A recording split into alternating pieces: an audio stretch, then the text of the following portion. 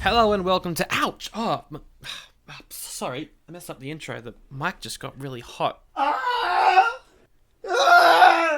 What is happening back there? I'm on fire!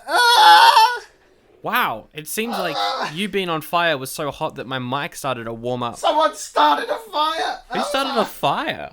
I mean, I know where you live, and it's an area where a lot of people would start fires, but... Some sort of fire starter! Hang on, are you just making a pun? Yeah, that was a pun. I apologize. Yeah, okay. That was Yeah. Well, I'm just gonna go and drink some water. Don't mind me. Oh, the water is boiling. Oh, everything's so hot everything's in here. on fire. It's like 10 degrees more than it should be. Whoa! And my hair is flying back because I'm the one doing it. Hey, that's how psychic powers work. I've seen it before. Really? Yeah. Yeah. Was it in a movie called X-Men? I guess that's the majority of where you would see psychic powers, because X-Men's known for, Xavier and stuff. That's the reason we don't think about it like that, is because Xavier's bald. But his hair would fly back if he had any. It would be flowing. He'd have such a massive mane flowing in the air. Absolutely. It'd be beautiful. I would pay to see that visual. I would pay to see Patrick Stewart with a mullet, and the mullet is flying behind him. Yes. Absolutely. Anyway. Patrick Stewart, if you're listening, call us up. We'll hook you up. $50. Hello and welcome to Oldie but a Goodie. This is episode number 71. It's the podcast where every week we are like, what in the world came out this week back in the year 1984? And we pick one of the films that came out and we watch it. We do a full synopsis review. So if you're like, I want to watch this movie, maybe don't listen. Wow. Because we're going to spoil everything. But saying that... I disagree. You should definitely listen. Well, I mean, And you've then already go pressed watch the play and heard up to this part, so that means that your play now counts towards our metrics, and that's important. Oh, so just keep listening for 2, 1. Yep, perfect. Just There gotta we make go. sure. Thanks for that. Thanks for bumping up those ratings. Absolutely. Now you can leave. Wow. My name is Sancho, and the rude piece of work over on the other side of the call is Zach. Piece of work. Well, okay, fair enough. Understandable. What did you think of Firestarter? Wait, Firestarter? What, the one that started the fire here, or the movie we watched called Firestarter that it just so happened to be part of the... No, I meant the arsonist who set fire to your house. Oh, him? He was alright. I know him. His name's Daryl. Ah, classic Daryl. Yeah, he's a bit of a druggo. Let's not talk about him. Let's talk about the movie Firestarter, which I quite enjoyed. I thought it was a lot of fun. Yeah, I thought it was good. It's just an X-Men movie. Yeah, but if it's like X-Men didn't suck ass half the time. What a no, it's not a controversial statement at this point. It's not. I mean, Dark Phoenix and Apocalypse were the last two that we saw. It's actually incredible. I haven't seen Dark Phoenix, by the way. I couldn't stand to go and see Dark Phoenix. The start's pretty good because they're in space in there, and like Knight Rider is flashing around, but aside from that, it's pretty bad. Yeah, no, because like I waited to see if it got any good review. If it got one good review that I could find. I'm sure there's one out there, obviously, but if there was like one of the majority that came out, I'd have gone and seen it, but there weren't, and I was like, ooh, I really don't want to see this more than anything. How do you be worse than the old ones? The old ones were mostly pretty good. The first they two were right? alright, actually, yeah. It's because there's Hugh Jackman in them. Anyway, we're sorry that we're going to keep talking about X-Men, because as much as I love Stephen King, this is just a story about a couple of mutants. Yeah, and it we're going to keep is. bringing up X-Men. It's about a guy and a girl with psychic powers, and they bang, and they have a child which has super fire psychic powers. Whoa. Yeah. And then the government are like, I want a piece of those powers. Give me some of that fire starter, am I right? Ooh. And they're like, no, that is our child. Why would... No, please don't. And they're like, no, give me that child, a boy. Before we get into Firestarter, I watched the first half hour of one of your other options from last week called 16 Candles. Oh, yeah? Because I was like, I like coming-of-age films. I love the director. The director did Ferris Bueller. He did Breakfast Club. That's weird, but you've already said you only watched half an hour of it. So it sucked. It's awful. It was absolutely terrible. Nice. I don't know how I can explain. Okay, well, first of all, number one, you would hate it because all throughout the movie there's random sound effects for no reason. No, I love those, remember? Remember how you hate those and I love those? I think that random garbage sound effects can only improve a movie, sure. Well, how about when like there's this nerdy character and he's trying to do something? No, and immediately we're out because you said nerdy character, and I know what that means. Garbage stereotype that isn't funny in any way, shape, or form. Yeah, he was awful. But there's this point where he gets an idea, and his eyes light up, and a ding noise plays. That happened. Again, sound effects can only improve. The more sound effects, the better. Change in my mind. There's a scene in the girls' shower, and as soon as you see someone, the boy sound plays. That sounds like if you get wasted, that would be the funniest thing of all time. I didn't see this part, but I went through the synopsis, and she gets date raped, and the film's like, it's okay to do that. So that's great. Okay, yeah, no, that took a drastic turn. And there is an Asian stereotype, and his name is Long Duck Dong. Oh my god! All right. So everything about this movie was of a different time, and I hated it. Yeah, no, that sounds like a yikes. Well, glad we didn't do that. Yeah, that's a big old oldie for me. Yep. Well, I rate the first half hour in oldie. Yes, you rate the other half an hour. You cannot speak for. I cannot speak aside from that part where she gets not good. Yep, not good. Anyway, speaking about not good, let's not talk about a bad movie. Let's talk about a good movie. What a segue. You're welcome. Who is this weird owl riding around on your Segway? What's going on? Sorry. I was speaking and then trying not to laugh at my own garbage segue. So I stumbled through it. Oh my god. I think what you were trying to say was, let's talk about the other option from this week, right? Sorry. Amazing. That was so good. That was a highlight. Highlight of the year. Yep. Sorry. I'm in a giggly mood. That did not help. Woo. Wow. Yeah, the other options you had to choose from this week, Sandro, that I was trying to get to, was The Natural. Yeah. A sports biopic about Roy Hobbs. Let's get to Firestarter. It was released May 11th, 1984. It's based off a Stephen King novel of the same name. A novel, not a short story. Sandro. Much like Children of the Corn. Yeah, what's up? Who is this Stephen King fellow? I've never heard of him. Has he done any book series and or movies series that he has one hated and two loved? He's done the book Carrie, which was turned into a musical. Ah, that's where I know him from. And that's why he's famous, because he wrote a book that was turned into a musical about a girl who gets blood all over her when she's at a prom. Yep, and because of that, she gets very the light reflects off the blood. You could say she's very shiny. Yeah, Stephen King. Yep. She's got the shine, you could say.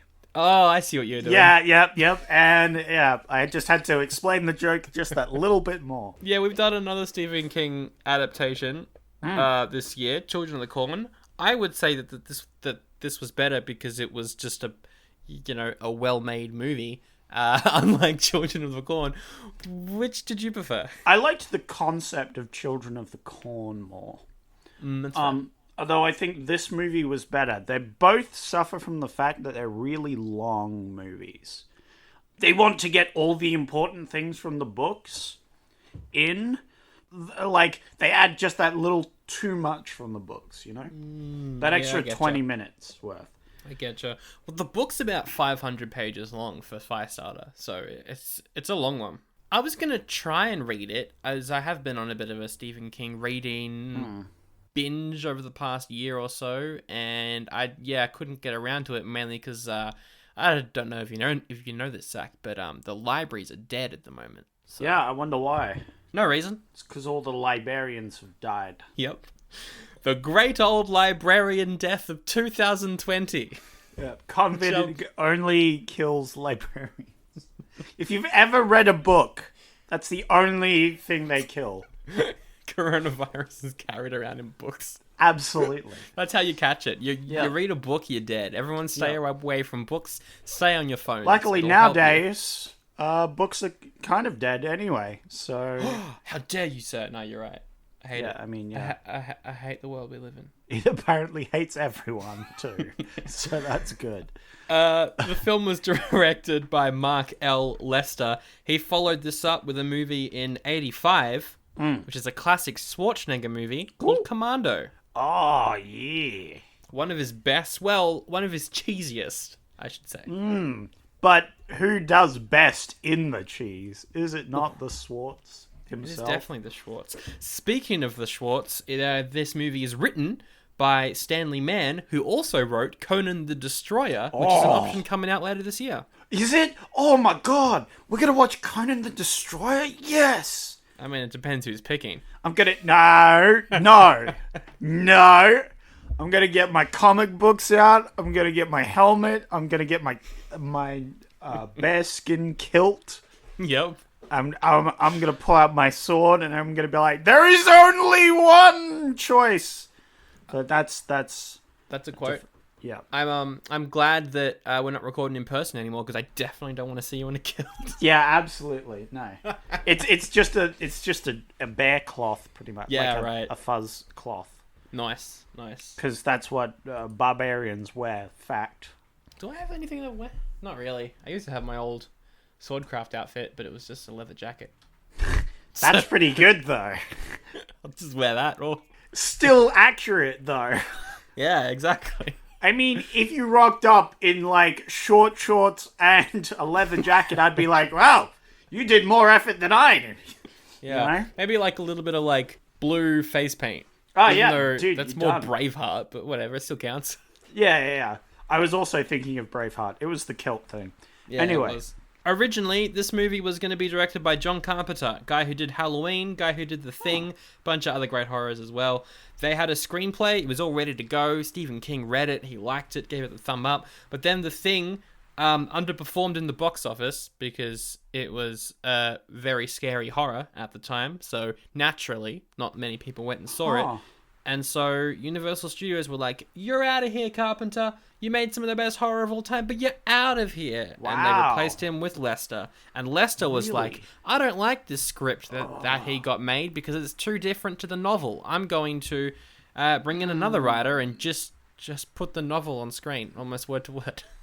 Okay. Yeah. Because I feel like he could have made a really good adaptation of it. That's a bit disappointing, though. I would have loved to have seen him have a go at it. Like, this could have been like a classic instead of If he did it, people would remember it. Like, absolutely. More, for sure. John Carpenter's Firestarter, would be the title. Although it's a Stephen King movie, so it would be Stephen King's John Carpenter's Firestarter. And it's just their two names, and then at the very bottom, at very small letters, it's like, Firestarter. Exactly. Yeah. And there's a quiz question. What is this person's and this person's name of this actual movie? And people are like, I don't know. I just know the director and the writer. I just called the movie John Carpenter Stephen King. That's the name of the movie, isn't it? Isn't that the name of the movie? It's on the poster. Yeah. John Carpenter Stephen King. Yeah, but no. There is a little thing. It says Firestarter. But yeah, no. That would have been really good. Unfortunate they didn't do that. Yeah, I would like to see that. Oh, well. Did The Thing bounce back at all, or is it just become a classic? It's one of those ones where it's like the critics loved it, audiences didn't like it at the time, then came around to it, and it made it all up on like DVD sales in the 90s. Okay, well, I'm glad it made it up a bit, but yeah. I mean, it's a classic. It's one of the best films ever. Can you hear that rain? Yeah, I can hear it. Okay. It's pretty loud. It doesn't matter. All right, we can just put a thing here. I'll say, boy, love that rain when you're recording, especially on those tin roofs. Am I right, Sandro? Oh, it's just like a hot rain on a tin roof. I was like, where is he going with this? It's like a hot what? It's like hot cat on a hot tin roof is a thing, but right, I couldn't come up with a pun. Yes, that's We are like just rocking it at the segues and the puns today. It's great. It's the best episode. This is a rocky one. Drew Barrymore plays Charlie McGee. She was 9 when this came out. So it was probably 8 when she was filming. She obviously had a pretty rough childhood when as a child actor, but this was an incredibly early role for her. She did it 2 years after E.T., and it was like one of the first ones that she was the main star of. She's okay. Hear me out. She's a good child actor. Boom. Yep. I'm gonna say it now. I felt like she was a child, and there was only at the very end of the movie did she feel like she was reading off a script, which really saddened me. But for the rest of the movie, I felt like she was a child with powers. So I thought that was good. Well done, Drew. I liked how she just has these random outbursts of like yelling. She just like throws a tantrum. It's like, that's what an 8-year-old would do if they had fire powers. Look, it happens, you know? You're raising a child, it lights the house on fire. That's a thing that happens without superpowers. Exactly. Imagine trying to raise one with superpowers. Yeah, exactly. Her scenes with her father as well, excellent. Her father is named Andy McGee, which is probably my favorite name that we've done so far this year. Aside from that one villain from Three Ninjas, that was pretty great. Yeah. The actor is David Keith. He's in Independence Day. He's won a bunch of awards for some TV shows he's done. He's just been in a lot of stuff. He's good. He's great. Martin Sheen's in this. He plays Captain Hollister. He's from Apocalypse Now. He's, of course, the father of Emilio Estevez as well, from Mighty Ducks and Repo Man from a couple months back. He's also the father of Charlie Sheen. That's why they got the same last name. He is in this movie, and he plays a character, and the character is just a military dude. Yep. And finally, George C. Scott plays John Rainbird. Yeah! That's the one I wanted. He's like the main bad guy. He's incredible. He's in like Doctor Strangelove. He's in 12 Angry Men. He's directed a few movies. He's been around, I'll tell you what. Yeah, no, I was looking at his bio and I was like, oh damn, this guy's crazy. And I loved him in this movie. He was great. He's great. I think he's just kind of having fun with his evilness. No. At this point, he's used to playing bad guys in movies. He's just having fun. He's just being a bad dude, and he's cool, and he does it well. He does. Pro. It's really enjoyable. He was very... Whatever he was on screen, I'm like, he's going to say something that's going to make me go, ha ha. He's evil. What a champ. Exactly. Yep. Yeah. That's my reaction to every scene he was in, by the way. He's evil. What a champ. Even the ones where he's pretending to be good. It's just like, oh, you're so evil. It was good because we know he's the bad guy, but he seems so nice and so such a good guy, which makes it great. It's what made the scene so much better. This has 35% on Rotten Tomatoes, audience score of 53. Yeah, so critics didn't seem to like it very much, which I'm surprised. The effects, let's talk about the effects for a second. Oh yeah, let's definitely do it. Because they're one of the main features of this movie is the fire effects, because that's her power. She can summon fire. I thought it was actually pretty good. I thought, I thought it looked great. Even now, I'm like, wow, the amount of actual people that look like they were lit on fire for this movie is more than one. Yeah. Which is impressive. Now, the physics don't add up. They don't make sense. But it doesn't matter because it looks good. Some of the time they do. Like when she lights his shoes on fire, he runs and chucks them in a toilet. That was alright. I was like, but how does she light them on fire? That's crazy. She's got superpowers. She's got so many powers. Yeah, I thought that was good. The explosions looked great. The finale where she's shooting the balls of fire honestly weren't that bad. They looked good, yeah. I was still impressed. It's mostly because the amount of prop usage of actual people that looked like they were near explosions that went off. Pretty crazy. There was one shot where she fires a fireball at a dude and then he springs up into the air and hits a tree, and that was pretty obvious that it was a dummy. Oh, there's a lot of dummy work, but I thought that was very funny. I was thoroughly impressed with the special effects team. Good job. I agree. Yeah, lighting bricks on fire. I'm not sure about that one, but the effect was very cool. Yeah. A lot of the critics, from what I could tell, were like, yeah, the effects are good, but a lot of people just found it kind of boring. They didn't really care much about the characters, which I think... Oh, I really? think that's going to happen with a book adaptation as well, because you have to do extra work, especially seeing as this was a pretty faithful adaptation without much else put in. Okay. I liked the characters. I thought the character... Like, we've got our two main characters, and we care about them because they seem pretty cool. Yeah.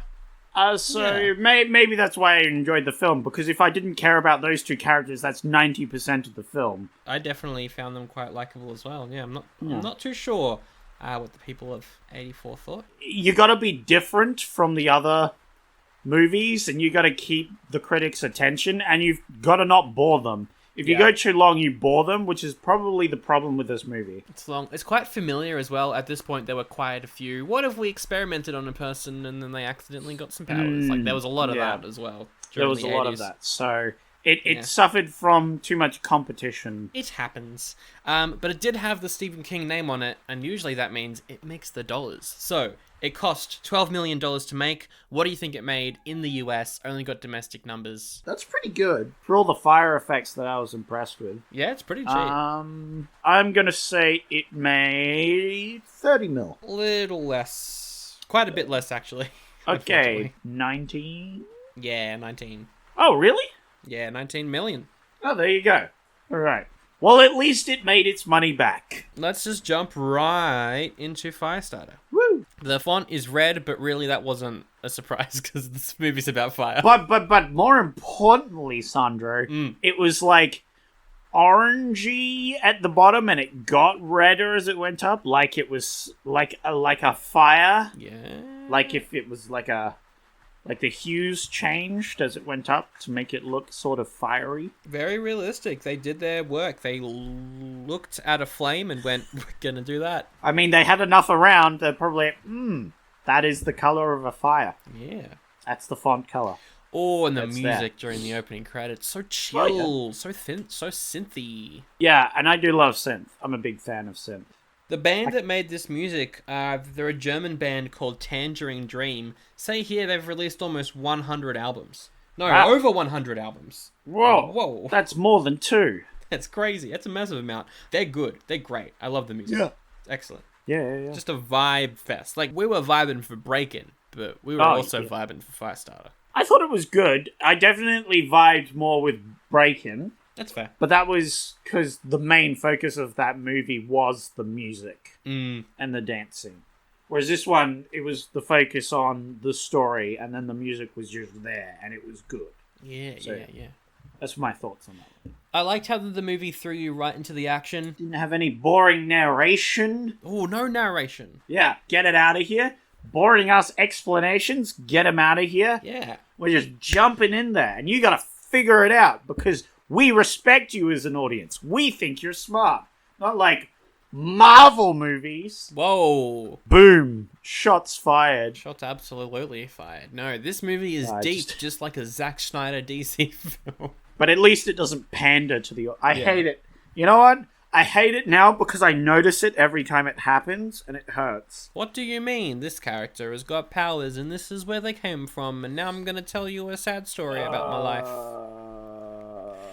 What was that? Every X-Men movie? Yeah, it's got the dad and the daughter. They're running through the streets, and there's a car following them with some evil agent dudes in them. And then the dad's like, I can use my powers to control people's minds. Really, what they should have done was have the characters' names just sort of flash on screen with some like arty font behind it.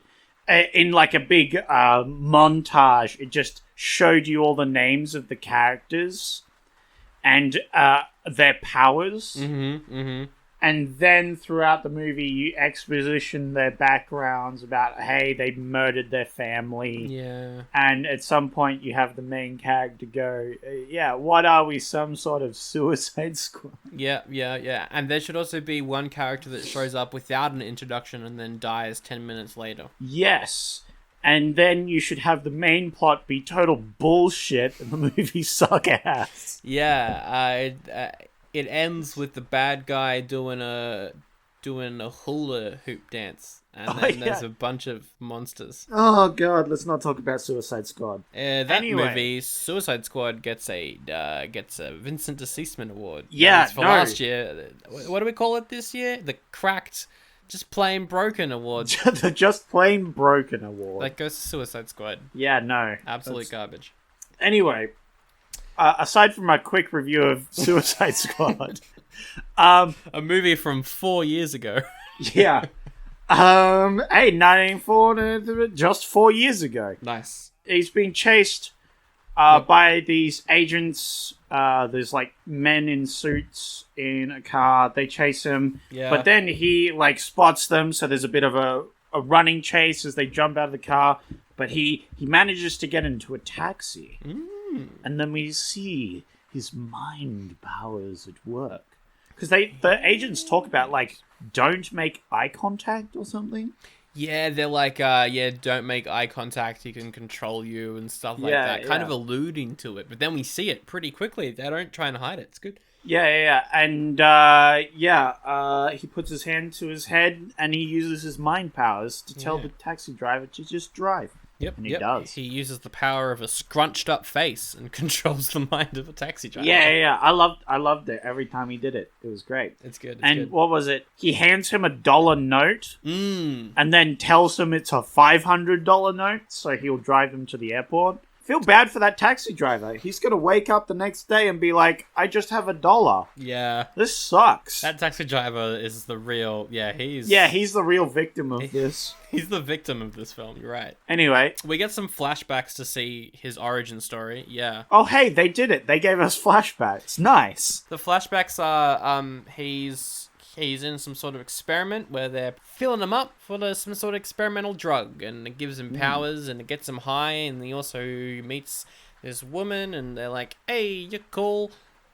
And that's the flashback. Oh, and it ends with some guy bleeding from the face, which was pretty... Oh, yeah. Kills like 8 of the 10 people that they're performing this experiment on and leaves 2 alive and they get psychic powers. Yep. The other people, they die. They all die. One of them, his eyes, like, just start pouring with blood. Yeah. Oh, okay, cool. Yep. Cool. Then we go back to the car and we get some hints towards the fact that Drew Barrymore might have just killed her mum. She didn't, though. Yep. She didn't, though. She didn't. Yeah, no, it was a little weird. She did light her on fire at some point. As you do. It's gonna happen. Light your mum on fire. It's gonna happen. Yeah, we all do it. It's all part of raising a child, is just getting lit on fire. Speaking of being lit, Apocalypse is the worst. They literally introduce his character by doing a flashback. Think about Thanos. Thanos doesn't get flashbacks till much later in the movie. Yeah. Flashbacks should be reserved for later once we've, got a feel for the character, And speaking about Apocalypse, Predator 2 is one of the worst sci-fi films I've ever watched. I mean, the entire first 30 minutes is literally just a war on a street with gangs and cops, and I'm like, I don't care, give me a Predator. You just want that Predator boy where you I just want that Predator. Anyway, so they go to the airport, and... yeah. And Drew Barrymore, she lights some dudes' shoes on fire. Yeah, the dude's being a dick to his old girlfriend or something. Yeah. The main character's like, wow, she's so sad. I'm gonna help her out. I'm gonna light this guy's shoes on fire. That's what she says. She turns to the camera and goes, now this person right here is very upset, so I'm gonna light the person who's making her upset shoes on fire. Yeah, it was really weird that they broke the third wall there. Charlie and Andy head off to the motel. We get some more flashbacks to that scene that we just mentioned where the mum's gloves caught on fire. Because he's training her powers. He's got like a bit of toast on tongs. And what he does is he tells her to roast it a bit, and then he tries to stop her from overcooking it, but she can't control her powers very well, so she lights the toast on fire. That's right. She wants to do more training, but they're like, nope, that's it for today. And then she's like, I want to do it more! And then she lights her mum's oven mitts on fire that she's wearing. Other myths, yeah. And then the mum gets rather upset, but then, realizes that she's just a child. You're teaching a child to burn things. We cut to, I guess, a couple days later, still in the flashback. Andy comes home. He sees the house is completely empty, goes over to a cupboard, and there's just the wife. She's dead. Yeah, he follows a trail of blood because he finds a trail of blood. Really cool synth music during this scene, very reminiscent of Halloween, which I thought was quite nice. Yeah. It's very much like doo-doo-doo-doo. That's not it at all. That's Twilight Zone. Yeah, wow. You know what I mean. Yeah, yes, I know of synth, the music. Good job, Sandro. He then continues to fall over everything in the house. Yeah, he really isn't a very coordinated man throughout this movie. He's really not. For some reason. But I guess he's upset at the moment, so that's fine. I still thought it was funny how, he opens a door and then trips on nothing. Yeah. While screaming, Charlie! And then just trips over everything. Yeah. I thought it was quite a comical moment and quite a sad scene.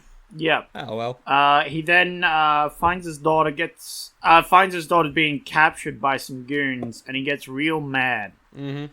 And then he uses his mind powers to make them think they've gone blind, which I thought was pretty cool. Yeah, they're writhing on the ground, being like, can't see. It's pretty. Yeah. And he just wrecks them with mind powers. Mm. Drop the gun, and he drops the gun, and it's like, alright, you can't see anymore, idiot. Yeah. And then they're both blind, so he drives off with his daughter.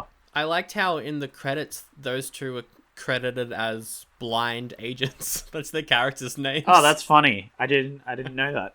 That's good. Yeah, that's good. I was just vibing the music and I stuck around for the credits and saw they were called blinded agents, and I was like, that's pretty funny. Then we cut back to the real time and we cut to the shop, which is the government facility where all these guys are doing different experiments on trying to get some powers. Trying to get some powers working. We see the doctor from the flashbacks who gave Andy and his wife their powers. We see him. He's talking to Martin Sheen, and then in comes Mr. John Rainbird, and he's like, you know what I want to do with Charlie? We know Charlie exists, and we know she's got fire powers. We know that. So what we want to do is we want to take her, become friends with her, and use her to basically nuke the world. What? This is preposterous! How dare you! I'll shut all this institute down! She is a threat to humanity herself! She could potentially, when she grows older, just explodorate the Earth! Just go boop! And there goes the Earth. Just that's the Earth. Gone! Right in front of you. She's insane! How dare you, sir! I'm going to have a word with the board. Grumpy old scientist here. I'm going off. Well, me, Mr. John, I'm going to sneak up when you sleeping, and I'm going to karate chop your nose into your brain. Well, thank you for telling me that. I will make sure to wear a karate chop proof mask. Oh no, I just ruined the continuity of the movie. Turns to camera, winks. End of film. No, stop with the third wall breaking. I did like the scientist though. Anyway. He is cool. It's a shame he gets karate chopped in the face. Yeah, no. That was such a weird moment. Why is that the way that John kills him? It is a really weird moment. You're not wrong. Though we do know in the movie, he likes to see people's eyes when he kills them. So I think the reason that scene's so weird is because he makes sure that the, scientist is looking at him when he, kills them. There's a lot of stuff about that character that I think would be expanded on in the book. Every now and then he touches his left shoulder, and I'm not really sure why he's doing that. Well, I think he does actually genuinely explain some of it, because I think he says when he's trying to befriend the girl, he explains that he was part of the Vietnam War and stuff. Oh yeah, he does. And I think in the books as well, he's actually part of that. And he's being truthful there. Anyway, he's a really interesting bad guy. Yeah, he's cool. I love him. Because he's got lots of, weird quirks that he does. Yeah, he has, one eye that's, semi-blind. Yeah. It looks like it's had, acid poured on his cheek or something there or something. It's crazy. Andy and Charlie, they find this guy with a car and they hitchhike with him. This old man. Oh, hey there, Bobby. He says Bobby a lot. He calls all of them Bobby, which I found amusing. Yeah. Oh, hey there, Bobby, where you heading? Just hop in my car. We'll go to my place and have some dinner. Oh, my wife, whose also name is Bobby, she will be delighted to have a couple of Bobbies in her Bobby abode. Okay, I'll come with you. Well, I'm coming with you. How about I tell you our life story? Oh, what's your life story? Did you light some secret agents on fire? Nope, that's not it. We're just two normal people looking for some food. Oh, thank goodness, because I'd hate to be inviting some superpowered people into my place. Hey, excuse me, Mr. Sir. I think I've got to confess something to you. Oh, no. I'm not lying. I'm just joking with you. Oh, no, thank goodness, thank goodness. So... Yeah, we're escaping some people because we lit stuff on fire. Oh, that would explain why the girl can light things on fire with her mind. Yeah. Anyway, they go to his place, and we meet a nice, lovely couple, and I liked them. They were It was nice. like an old couple. They ran a little farm with chickens. And then Charlie can sense that there's some bad guys coming down the road. And so she gets real hot, and they're like, hot diggity damn! Whoa! That lady be lighting this place on fire! Wow! Those powers must be real. I'm sorry for doubting you, good sir. I'll go get my gun. Alright, I'm gonna go outside, talk to these agents. So they go outside, and all these agents sort of park in a nice little row. Yeah, almost perfect for a couple of those cars to blow up and you get a full view of it. Yeah. It's very convenient for that. The dad is like, howdy ho, agents, how you doing today? And they're like, howdy, fella. We'd like to just take some of these friendly folks back to our place so we can probe them to death. Hey, wouldn't that be grand? You know, why don't I ask my daughter? Hey, daughter, do you want to go get probed? No, I don't want to go get probed. All right, then, how about we light you on fire? Oh. And then she lights them on fire. This is the exact scene, by the way, word for word. Yeah. I like the part where the agent went, oh. Yeah, that was a funny moment. Yeah. I did write this note down, though. I said, I like how the agents are all wearing different coloured suits. Oh, yeah. Yes, they were. They That is weren't a all bit wearing weird. black government agent tuxedos that you'd usually see. They were wearing brown ones, and there was a blue one. It Yeah, was quite and I nice. guess that makes more sense than secret government agents wearing all the same suit. Yeah. Because then you'd be like, who are these people all wearing the same suits? That'd be very obvious to the public that if they're just some guys in some suits, whatever. Could be the mafia, we don't know. I'm not going to mess with the mafia. Nah. I hear they have a girl that can light fires with her mind. Now that's a movie. Yeah, so that's exactly what Charlie does. She stares at them all intensely and they light on fire. Ooh, I love it. I love it when they get her to stare angrily, and then her hair. They get like a blow dryer, and her hair is sort of flying back, and the sweat. I love it how the people, whenever they use their mind powers, they sweat profusely. Yeah, it was good. I thought that was an interesting touch, but it was very cool. I liked it. I liked the effects in this movie. It was good. Yeah, the car explosions looked excellent. Like, it added that gritty realness Mm. to these sort of things. Like, they could have easily just not done that, and it would have been the same movie, except it wouldn't have felt as real, but because they're actively, like, all these people are sweating profusely. Especially anybody who's around her fire stuff. Like, some of them are being cooked alive. I bet they're sweating pretty heavily. I want to know exactly how a fire works. I guess she just, like, raises the temperature in her immediate area. Yes. That's kind of how it works. But then later on, she can throw fireballs. Yeah, no. But she can also concentrate it. We know for a fact she can concentrate concentrate it. So I think she just generally raises the temperature around her, but also, like, concentrates it in, like, a spot. And so that way she can, like, raise it to ridiculous levels around her, but also light things that should not be lightable on fire. Yeah. Like shoes or concrete bricks. Yep, there is concrete bricks. But with the concrete bricks, it almost looked like she was throwing gas towards the bricks and then lighting it. Which... No, but I think that was just, like, mind powers that were ebbing towards Yeah, I think so. But it looked an awful lot like gas. But it probably was just, I'm not thinking she farted at just them. her mind stuff. That would be a whole other movie. That's definitely a comedy superhero movie where there's just that's like a Shrek moment where he like farts at a candle to light the fireplace on fire. It's good stuff. Anyway, they burn all of the agents. Bunch of them run away. Grandpa, the old grandpa guy, he gets shot. But only in the shoulder. Don't worry, he's not Only dead. in the shoulder. No, he's not. Yeah. He's not dead. And he's like, you can take my Jeep and get out of here. So they do. They go into town and immediately the real villain of this movie, this elderly lady, calls up the shop and are like, they're here in the village and so they come get them. Damn, secret agent old lady. Yeah. Calling them out. Exactly. It was very weird. I was like, who are these people? Are they important? Nope. No. Never show up again.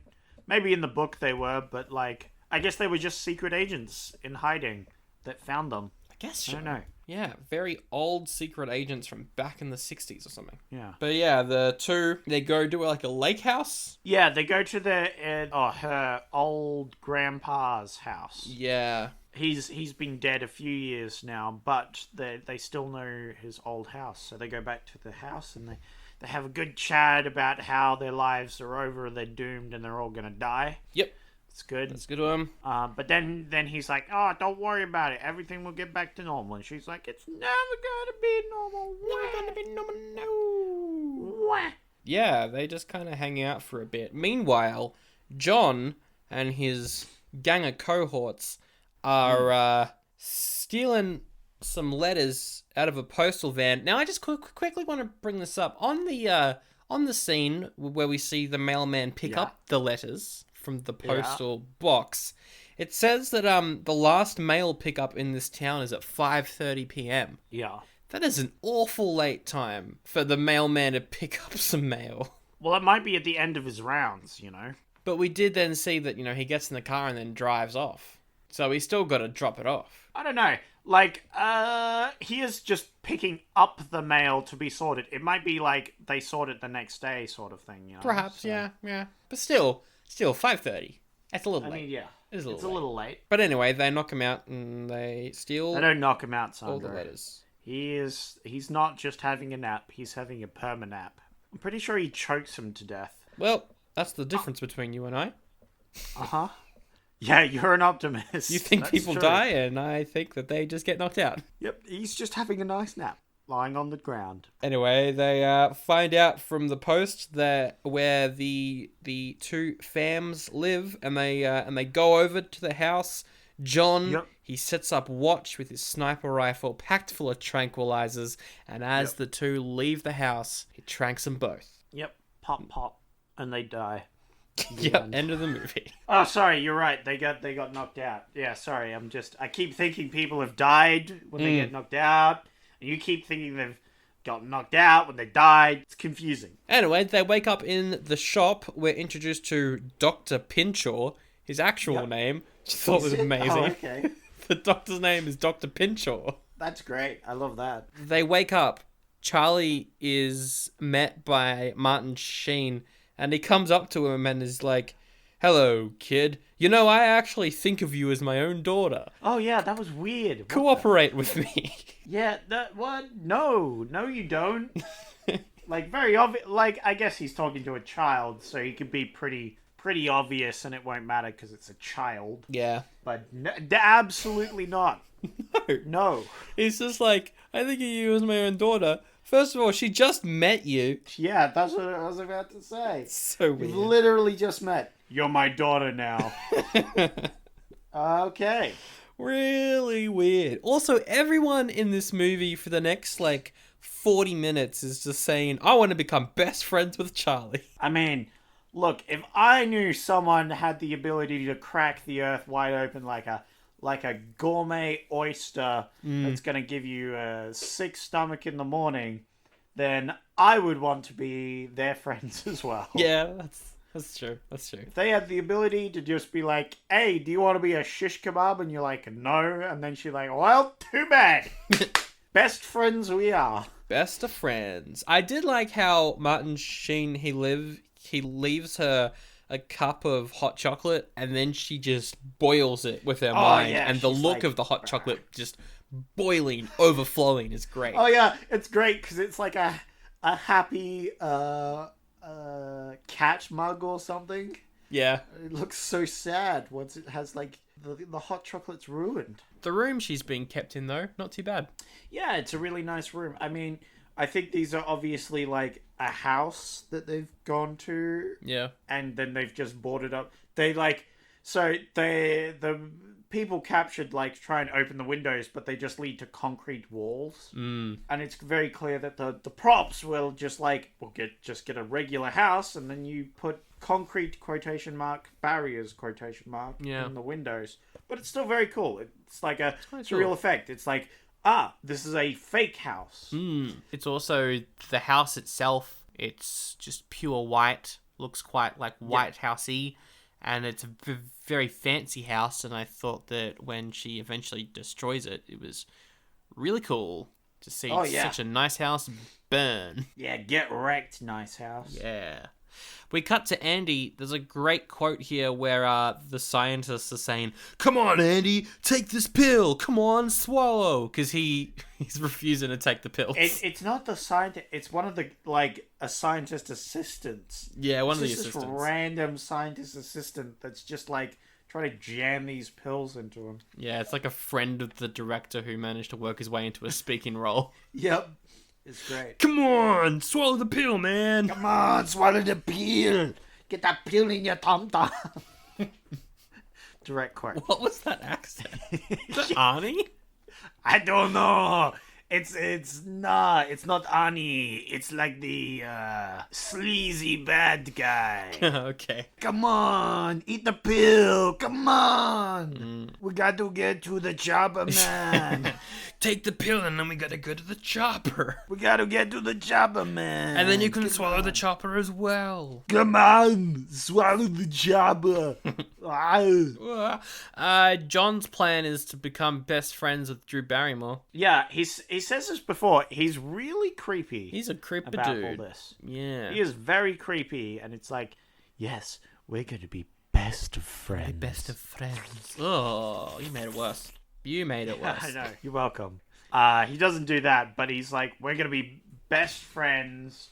Like, manipulative about it, because he like, I'm just a simple taxi guy. I don't even want to work for these guys. No. I'm just a cleaner dude, but secretly he's a top agent. I do have something to ask you though, because during this scene, the lights in the facility all go out, and he acts quite strange. He's like, I don't like the dark. It reminds me of when I was put into a cell during the war or something. The way that the actor plays that is like the character genuinely is afraid of the dark. Yeah. It's quite and good. I think he was. I think he was in the movie and the books and stuff, which is good. Quite good. It's a good scene, that one, actually. I quite like that one. Yeah. But it also helps him because they become closer friends after that. I was wondering if they were going to be like, haha, it was all a ruse that we made. But they didn't. So I think it was a genuine moment of that bad guy's character that he doesn't like the dark. He also says that he will help her see her dad, because obviously they are locked up in two separate rooms. But to do that, she needs to go along with some of their various experiments and tests. So she does that. She goes to this room and she lights some wood chips on fire. She also I like the quote where she's like, wood chips. They should have got me something harder. Yeah, that's right. Oh, and she boils a bathtub full of water as well, but manages to stop it boiling. I think so. I think her powers are sort of entity-like, a bit like what's that one game where someone has psychic powers? Beyond Two Souls? Yeah, I think it's that one. Yeah, Beyond Two Souls. Yeah. It's like that one where it's like a weird sort of entity that she controls with her mind powers. Maybe. But we never get explanation for that. But she treats it like an entity. Yeah. Which is really interesting. So I thought that was very cool. She's always like, back off. Like she's telling it. Yeah. Rather than, which I thought was very cool. I liked it. It piqued my like, hey, this is more in-depth than it lets on. And it never explains that, which I like. Yeah, I feel like I might have to read the book because that is quite an interesting idea. I don't know. Okay, I've got some questions here. Obviously, Charlie, she's about 8 years old in this. Yep. But she's out on a horse ride with John. Because he's like, oh man, I couldn't get you with your father, but I managed to get you outside with some horses. Isn't Now that he's cool? just a cleaner at this facility.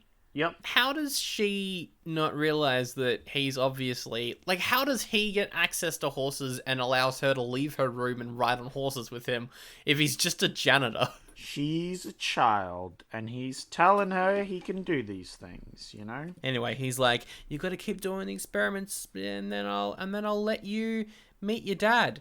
And so she then explodes the brick wall, as you mentioned. That's a cool scene, because she keeps raising that temperature, and it gets crazy. Like, all the electrical equipment starts melting, everything starts going crazy. Mm-hmm. Like, she explodes this wall. And then this time, because she said before, she was like, next time they need more water. And so this time they have this giant, like, mini pool full of ice. Yeah. And after all this crazy stuff happens, she quenches it in this ice, and it instantly, like, pulverizes this ice and melts it all and stuff. Yeah, that was such a good moment. That was Yeah, so that was good. a cool scene. I liked the conversation afterwards as well, because they're all like, wow, she's so powerful. What are we going to do? And John's like, yeah, she might be powerful, but if she gets out of control, I'll just karate chop her face. Yeah, Pretty much exactly what he says. Yeah. What was it? I liked in the first one because she manages to because whoever's running the test runs out of the room and forgets to lock the door behind, so she just leaves and goes back to her room. And the leader's like, all right, someone go after her. And, like, none of the scientists want to. Yeah. Because she'll just explode. So, is it John? Is that the guy's name? Yeah, John's the bad man. Yeah, he's the bad guy. He's like, yeah, doesn't any of you want to go after her? Come on, someone speak up. and then he goes after her. Because he's like, haha, you're all afraid. Yeah, I love that scene. It was so good. It was really funny.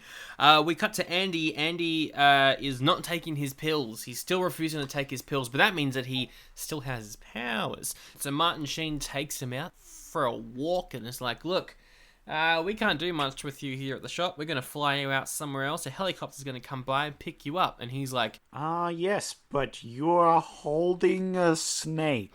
yes. You are holding snake, yes. And the guy's like, oh my god, I'm holding a snake. And Andy's like, I can make him do stuff. You will bring my daughter with you. And the guy's like, no. And he's like, I think you mean yes. And he's like, oh, I actually did mean yes. Thank you for using your mind powers. Now I agree. Thanks for reminding me. So they get a letter to Charlie, and she... It's quite a funny scene, actually. It's because good. she's reading the letter and nodding along to the narration that happens, which is Andy's voice as she reads it. It's good. You've got to dispose of the letter, and she's like, yes, I do, and like she nods her head. She is told to go to the stables that evening, and they will all meet up.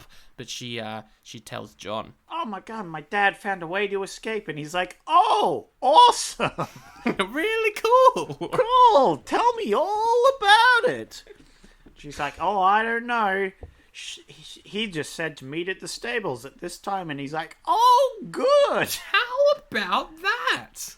Crazy. Do you want me to do it? I can bring you there. And she's like, nope, but that's fine, but dad's doing it. I don't want to get you in trouble. And he's like, yeah. Yeah, I don't want to be the one in trouble. Let me go get my gun. Yeah, so he leaves to go get his gun. Go get his gun, and then he hides out in the stables waiting for her to rock up. She rocks up. But then her dad walks through the door. Yeah. Yay. And her dad's like, don't trust John, he's the guy who tranked us. Yeah, how does he know that? She gets tranked first, and he's like, no, what happened? So I guess he might have seen maybe. his I face. don't know. I never saw the bit. Maybe he just learns it, and we don't see that. Don't know. Anyway, he knows. And so she's like, is it true? Did you trank us? And he's like, yeah, I did. That's right. Am I your friend? Yes, I am your friend. But I also tranked you. You've got a friend in me.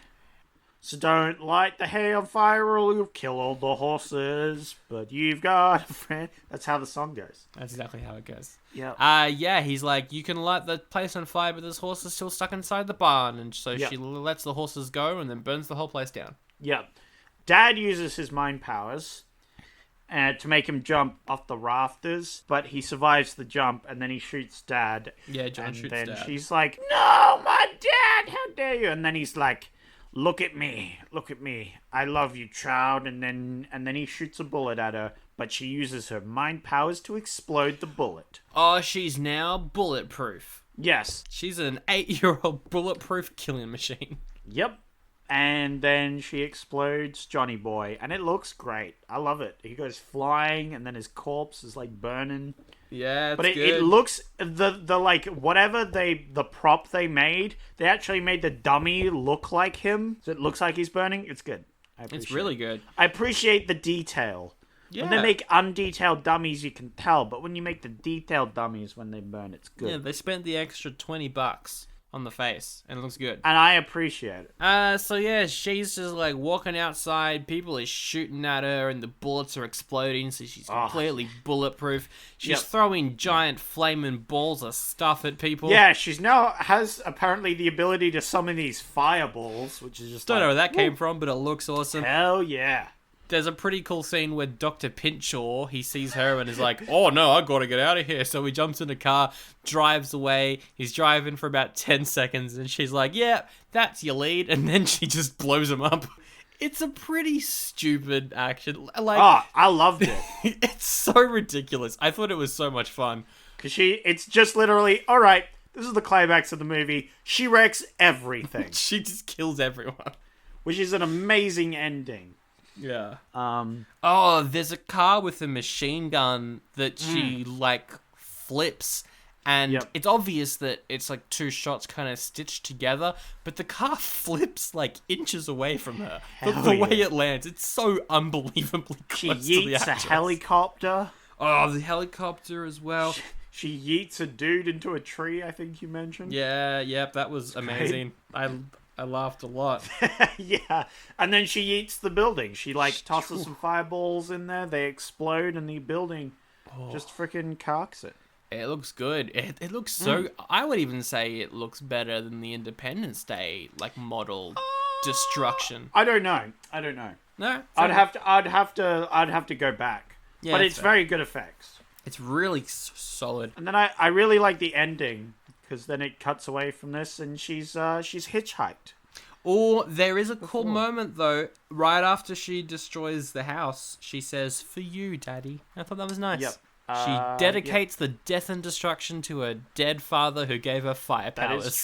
That is true. Then she's hitchhiking, and we see her go back to the old farm with the nice old man and lady. Can I live with you? She doesn't say that, thank God. No, she doesn't. They do have a scene where they're going to the New York Times, just at the very end, and she, like, looks up into here and she's like, "We're doing it, Daddy!" Yeah. And that was the one moment in the entire film that it felt like she was reading off a script, because it required her to do something that a normal person wouldn't do, so Yeah. it felt unnatural, whereas the Yeah. rest of the film, she felt very natural. That was a very, like, movie moment. Yeah, it was a very movie moment, but it was good.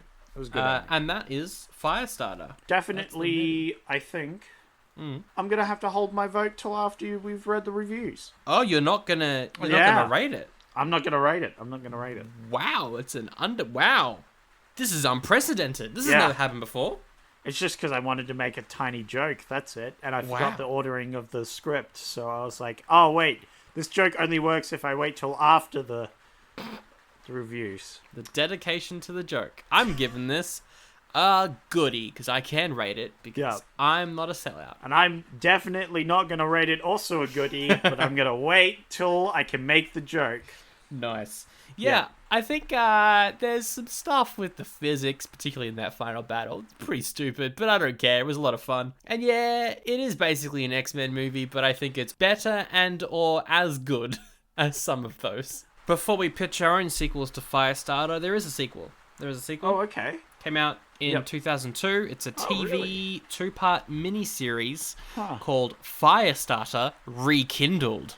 Ooh, I like that. That's good. That's a good sequel name. Yeah, it's a direct sequel to the film. It's got nothing to do with the books, and it looks like the worst. Yep. It looks... Just imagine this on a TV budget with the lead meant to look, I don't know, like 18-ish. So it's trying to get to that young adult audience. Yeah. In 2002. It looks... That sounds like it's already an oldie. Yeah, that sounds awful. But aside from that, there is a remake currently in the works with Blumhouse. We do know the director of the movie. He hasn't done anything else, but who knows? Like, I'd watch a remake. Yeah. Could be good. Oh, absolutely. Although it would be full of CGI, which would make me sad. But yeah, could be cool. Although, if it's Blumhouse, they usually make stuff on a super low budget, so maybe... I'd be down for, like, super low budget. That'd be cool. All you really need to do is just light stuff on fire. Yeah, pretty much. And then you're done. Easy done. That's the movie. And that's what I appreciated about this film. It was just fire. Mm. And you can't get more real than lighting stuff on fire. Now it's time for us to pitch our own sequel or remake Don't we or do whatever. That after the Raven reviews? No, we do it first. Oh, okay. First. Yeah, no, Never mind then. I'm wrong. You'll make your joke later. I want to get there. I haven't rated the movie yet. What's an idea for a sequel that you have? It's maybe 2 or 3 years in the future. And she's grown up a bit. She's now a whole, like, looking 11 years old, you know? Yep. On the farm, she's feeding chickens at the moment when a couple of evil-looking limousine, just black cars roll up. Rolls-Royces. Mm-hmm. Evil Rolls-Royces roll up. And a couple of gentlemen in suits come out, and she's like, oh no. So she starts getting all, hot and bothered. But then they're like, wait, whoa, don't cook us. We need your help. Like, they explain that they're part of this superhero program. Yep. Where they're getting loads of superhero-powered people together to defend the world. Mm-hmm. And they need her help to go save this other psychic person. She gets put into this school. Yep. For educating like superpowered people like herself. Mm. But she's also part of this team of like evolved people. Right. That go around saving, and then they save this person with like laser eyes. And then the laser eyes person falls in love with her. But then this hunky boy with razor blades in his hands comes over and is like, "Hey, I'm gonna steal your girl." This is like 15 years in the future. It like cuts to the future. Right. And he's like, "Hey, I'm gonna steal your girl. I'm also 100 years old because I have healing powers." And they're like, "Whoa." Anyway, it's called Ex-Human. Cool. It also sounds like it would be a really good allegory for racism in the 60s. Ooh, that would be good. It's just a rip-off of the X-Men. In fact, it evolved into X-Men at the end there. It just turns into... The end of the film is just the end of X-Men. Yeah. No, it's still a better X-Men than Apocalypse. My sequel is, she's on the farm, and out of nowhere, this young boy rocks up. Oh, no, boys. They always ruin everything. And he's like, I need help. I need to be saved. And she's like, well, what's the problem? And no. And then he's like, there are these evil cars chasing me. Can I please come and hide in your farm? And she's like, wow. Yeah, you can come and hide in my farm, but why are you running? And then he reveals that he has ice powers. Whoa! And so they team up. It's fire and ice. He has shark powers. No, I was gonna go Shark Boy and Lava Girl, but then I refused. Yes! No! And it just turns to Shark Boy and Lava Girl. Yes! And then they meet this kid in a dream, and then they come to life, and they take him into this weird nightmare-fueled world full of 3D effects from the early 2000s. Ooh. I want to rewatch that movie. Yeah, no. I'm sure let me it's go back. terrible, but I Yeah. really want to rewatch it. Absolutely. Anyway, those are our 2 totally serious sequels, which means it's time for... Raving reviews.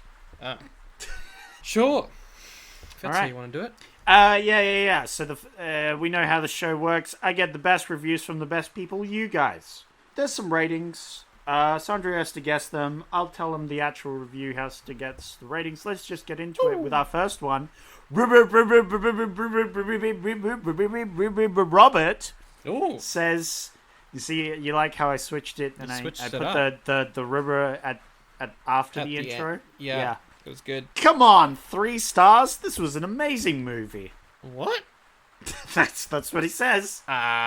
Okay, so first of all, who gave it 3 stars? I don't know. He doesn't reference anybody. He doesn't say anything. He says, come on, 3 stars? This was an amazing movie. Well, that means it's above 3 stars. Obviously. But the fact that he brought up 3 stars makes me think that Robert Yes. is going to rate it also more than 4 stars. Yes. So does that mean it's 4.5 out of 5 stars, or is it 5 stars? I'm going to go 4.5 because I don't think this is a 5-star movie. He says 5 out of 5. 5 out of 5. He said this was an amazing movie, Sandra. So obviously I just put that one in because it had the 3 stars thing. Ha ha ha. Yeah. Very funny. So I've got a different one. It doesn't have any stars in it. It doesn't reference the stars. It says, Daniel. He says, I give this movie a C-. Oh boy. So, Sandro, figure out what a C- is. 2.5. It is 2.5. Well done. Yeah, middle of the road. I know the grading system. Yeah. Wow. I'm surprised you got that one. I was like, oh my god, yes. This guy gave it a C-. It's still pretty funny that he would give it a Yeah. C-. That'll get Sandro. Damn it. Okay. Well, Mr. No Username and or blank and or they just didn't have a username says, how many times does David Keith's nose bleed? Question mark. Ho hum, boring adaptation. Aww. Which brings up a good point.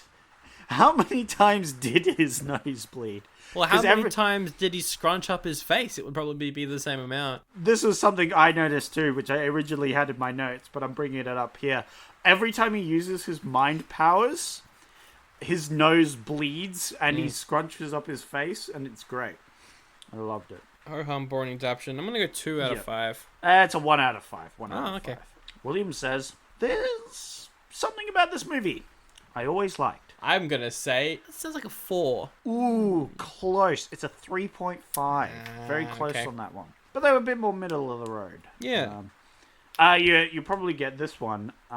Charlie.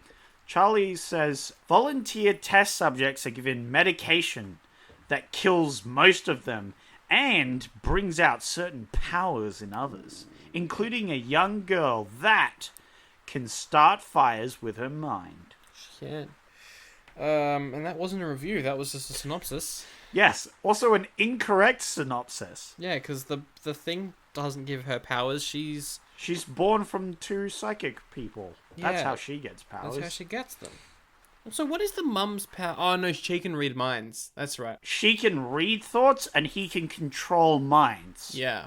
So that's their 2 sort of mind power differences. And they're both hot, and that's why she's Yes. got 5 powers. Hell yeah. So parents were hot. Oh yeah, that makes sense, you know? Two hotties make a super flame nuke powers. Yeah. That's math. I'm going to go 3.5 for that one, even though that was the last review. I'm going to go 3.5. Oh, you got me. I did it. I did do that where I put 3.5 again. There Just you to go. try and trip you up. But you got that one. Boom. Well done. Nice. April says, over and over again, exclamation mark. What? What? Over and over again. Is that a quote? Surely not. I don't know. It might have been. Okay. Over and over again. Yeah. That. Let's say the 3. It's a 5 out of 5. Oh, okay. Over and over again. Says April. Amazing. And finally, we get to the joke that I was leading to, because I agree with Bridget and her exact statement, which is, this is an oldie, but a goodie. Oof. Hey! Boo. Yeah, so there you go. Yes, Good so we work. had someone in the comments, in the reviews that said this is an Oldie But a Goodie, which is the name of the show. That's the joke. I rate this movie a goodie. Sandro, what's the score? 3.5. Ooh, 3 out of 5. Very Yeah, close, it's but just yeah. so low. I think you got 2 out of there. Yeah, I got 2, which is, got 2 you know, there? bad. Yeah, terrible. That's the show. Thanks for listening to Firestarter. This has been a fun one. We've done Iceman and Firestarter this year. If you like the show, best way to help us out is tell a friend. Just open up your messenger. Yeah. Grab the link of the show and whatever Yeah. you listen to it with. And then just spam it like 20 times. Yeah, Preferably in a group chat. Just add all of your friends to a group. Yes. And just send them a link to the podcast. See what Absolutely. happens. And then send us a screenshot by emailing oldiebutagoodiepod@gmail.com, and we will give you the biggest shout out. We'll send you a DVD copy of Lassie. Oh yeah, I've still got that DVD copy of Lassie from last year if you want Hell it. yeah. So if you do that, One of these days someone will have it. it's only open for people in Australia, unless no one from Australia. Yeah, because what is covering packaging laws? Oh boy. To America, at the moment you can't because of the whole thing. You gotta wait until Yeah. it's over. It's the quarantine lifts. Ripperuno. We're on YouTube if you care. I do. YouTube's great. I love YouTube. I love people clicking on our YouTube videos thinking it's a full movie, but instead it's just a lame podcast, and they're like, "What the frick is this crap?" Yeah. That's good. I And love then that. leave it a comment, be like, "Well, there's 2 idiots. Shut up." I'm like, no, that's the show. Hey, that's the entire show. No. If we just shut up, it'd be an hour and a half of just silence, which would be a great episode to release at some point. We should do As an that. April Fool's. Yeah. Speaking of our awesome listeners, Ooh. the last 3 episodes have all done super well. So thanks to everyone Wow, for thank you checking very it out. much. I think people have been telling friends, so it's good. Thank you for that. Yeah, thank you, friendo. Well, now it's that time of the show where we sit back and we think back on all the things we've learnt this week on Oldie But a Goodie. Ah, yes, the lesson that we learned. And then I also tell you a bunch of names of movies and you got to pick one to do next week. But Sandra, what did you learn from this week? I learnt that fire's pretty cool. It is, except no, it's kind of the opposite of that. The lesson of this movie is to set fire to government agents. Wow. Possibly not the message you should have picked up on there, but we'll take it. Well, anything I do, it's all on Stephen King. He wrote this art, and Ah, therefore... that's true. Send your angry letters via StephenKing@gmail. I love the idea that Stephen King has a Gmail account. That's actually super funny. I mean, he probably does. It's just probably not StephenKing@gmail. Although I really hope it is. I really hope it is. Everyone send the screenshots also to stephenking@gmail.com. Absolutely. Zach, you're picking next week's episode. You got 3 options. Ooh. Your first option is called Making the Grade. It's about a rich kid who is like, I'm not going to school, so the school expels him. And then his parents are like, well, seeing as you're not going to school, we're going to cut you off financially. Wow, what a movie. Your second option is Finders Keepers. That's one of my favorite rules. On the run from the police and a female roller derby team, a scam artist steals a coffin and boards a train, pretending to be a soldier bringing home a dead war buddy. What? Was that a real sentence? Yep. Okay. And Jim Carrey's in it. It's like he Oh, has a small appearance no. as one of his first ever movie roles. Wow. Finders Keepers. And then your third and final option is The Toxic Avenger. Ooh. It's about a 98-pound nerd lands in a vat of toxic waste and becomes a monster, or perhaps a superhero. Ooh. It's a gory, dark comedy Oh. called The Toxic Avenger. Really? Yeah. Okay, I was thinking of the geeky hero we did last time. Oh, Blank Man. Yeah, I was thinking of Blank Man, and I was like, ugh, I'm not sure. Like, because I would like to see a good, like, non-Marvel superhero movie sort of thing. But it's dark and gritty. Oh, that sounds interesting. Yeah. Now I'm torn. Because that other synopsis was wild. Yeah, Finders Keepers and The Toxic Avenger. I don't know what you're going to pick. On one hand, Jim Carrey.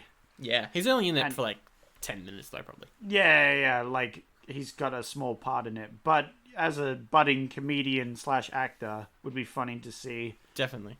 Although, it'd be nice to see a good superhero film. A gory superhero film as well. Yeah. Yeah. 'Cause that also reminds me of, what was it we watched? Was it The Crow?